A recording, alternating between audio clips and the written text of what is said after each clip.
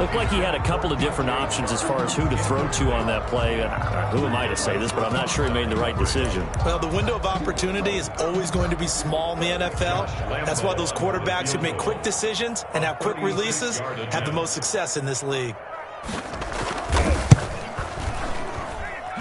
The kick by Lambeau is good, and that will bring the deficit back down to 3. So with that field goal, this one's now back within a field goal. Maybe not the ultimate result they wanted, but gets them that much closer. This game is unfolding like a really good book, isn't it? Because I feel like there's a few more plot twists yet to be revealed before this one is over. To return, here's Agnew. And a nice return sets him up pretty good here right at the 30-yard line. The Lions take over 1st and 10 at their own 30-yard line.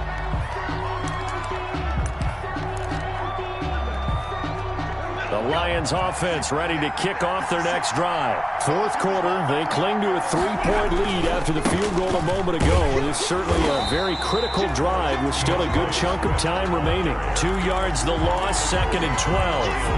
And when do they start thinking about burning these timeouts? They've got all 3 still defensively. To me, you have to start right now. Here's the time, and that means you've got to stop them on defense, not give up the yardage, use your timeouts in order to get the ball back and try and score yourself. But now is the time to start using those timeouts. And keep in mind, it'll also stop the clock at the 2-minute warning. This a very important drive, and that incompletion leads to a very important 3rd down here if they're going to try and get the football back. Yeah, getting it back, absolutely crucial to their chances to try and win this game. I would expect a lot of pressure here. They can't afford to let them continue to get first downs and eat away at the clock. That's incomplete, but there is a flag down, so hang on. A big call coming on 3rd down. So instead of giving them another 3rd down, they'll decline it, brings up 4. Now that's smart football right there. You don't even have to really spend a lot of time considering it. Just know that you're probably going to get the ball back. Good job declining that penalty. And this punt goes out of bounds, and it'll be marked inside the 40. At their own 36-yard line.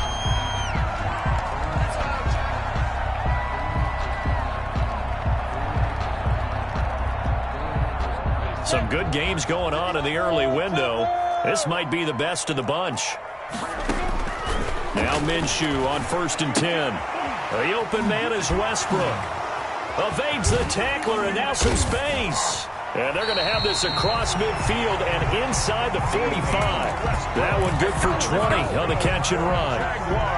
Well, when the Jaguars want to throw the football, they often look to D.D. Westbrook, who just completed that play there. 101 targets, 66 catches for both 2018.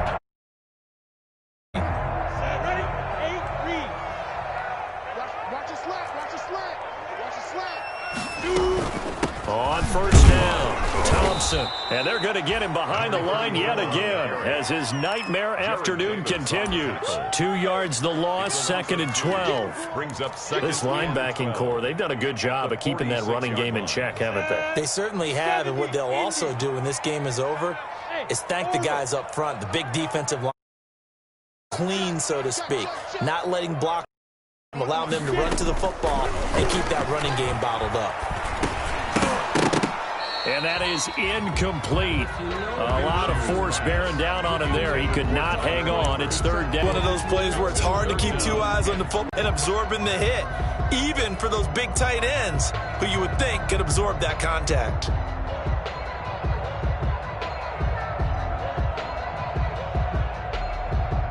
Possibly a turning point. Big play coming.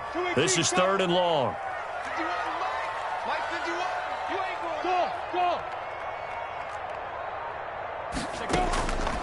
Now Minshew going deep for Eifert.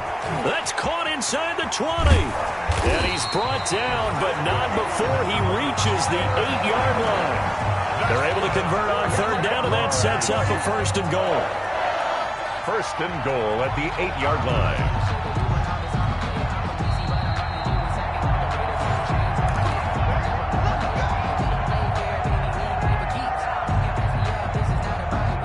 Only way to get the lead here, of course, with a touchdown, and that's what they're gunning for on 1st and goal. shotgun handoff to Thompson. And this is going to result in losing yardage. They're driven back to the 8-yard line. The Lions now going to use the second of their timeouts. That'll leave them with just one remaining in this fourth quarter of play. It's second and goal, back to the 8-yard line now. He'll look to throw. This will be caught at about the 5. And whistles, and we're going to have another stoppage of play as they call the timeout on defense with 1:53 left. Now third and goal.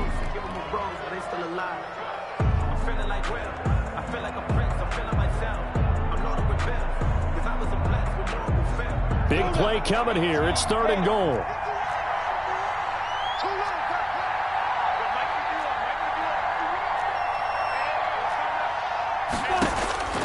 He's back to throw. This will be caught at about the 6. And he'll go backwards, losing yardage to the 5. A loss of a yard, and it brings up fourth. Partner, you've got about 20 coaches on your payroll, but there's 60,000 of them in the stands. I don't think any of them like that play. And the later we go, it's starting to sound like 100,000 in here.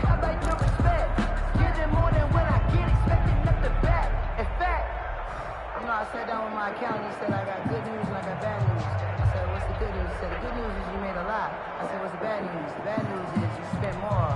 So here we go. Maybe the biggest kick of the game forthcoming. From the right hash here. Should be an easy one.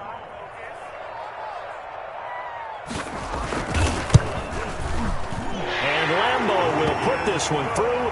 And with a little more than a minute to go, we are all tied. But we knew this had the potential to be a tight game, but with less than 3 minutes to play, couldn't be any tighter. We're all tied. All locked up, right? And this next drive is going to tell us everything we need to know about this game because I want to see how they come out with the football. Are they going to be aggressive and attack downfield? You still got the 2-minute warning to come up. Or are they going to be conservative and try and hold on and maybe just get to overtime? And with a marker down, he's up just past the 25-yard line, but I think they're going to be going backwards. Let's check the call. Yeah, this is going to put them back with not great field position. So they really got zero benefit at all, right? Sometimes you can absorb a penalty when you get a big return. Then the penalty brings it back, but you still have great field position. As you pointed out, not in this case. Got a man, and he hits him in stride. And they're going to get this beyond the 40 before he's taken down. A really nice gain of 25 yards. The Jaguars going to go ahead and use their first timeout as they'll stop it with 40 seconds remaining in this fourth quarter.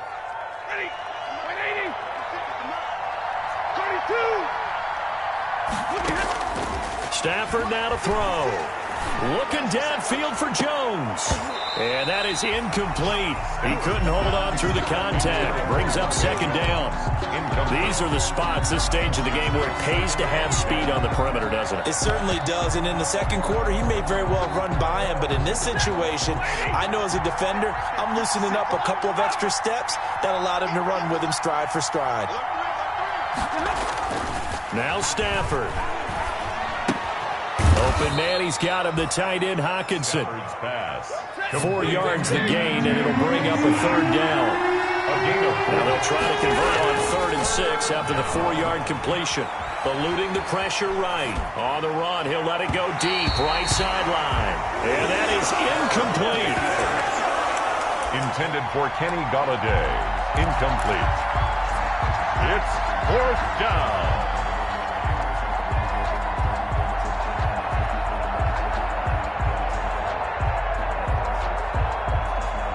Tie game, fourth quarter, and they're going for this thing on 4th down. Here we go on 4th. Stafford escaping the pressure right. This is Johnson. He's got it.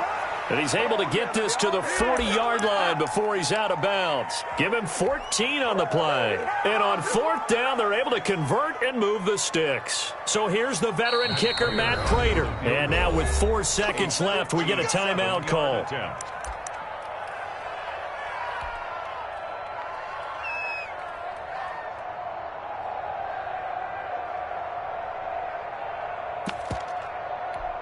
So here's the veteran kicker, Matt Prater.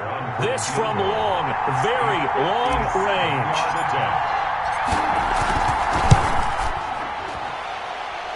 Does he have the distance? He does. It's good. My goodness, he hits it from the parking lot as time expires. And the Lions are going to win this game. Well, a little drama there at the end, but really this thing was already decided. The late points get scored, and then it ends on the kickoff. And I'm right there with you, partner. At the end of the game, they knew what they had to do. Just make sure you don't cough up the football at the end. Just take care of it, and victory was theirs, and that's exactly what they did. So for the Lions, they move a step closer to 500 as their record improves to 2-3. And they'll get another road test next week as they head to Atlanta to take on the Falcons. Meanwhile, for Jacksonville, they can't quite seem to turn things around as they fall into 2-4 now on the year. And now they'll head to the bye week as they'll be back in action in Week 8.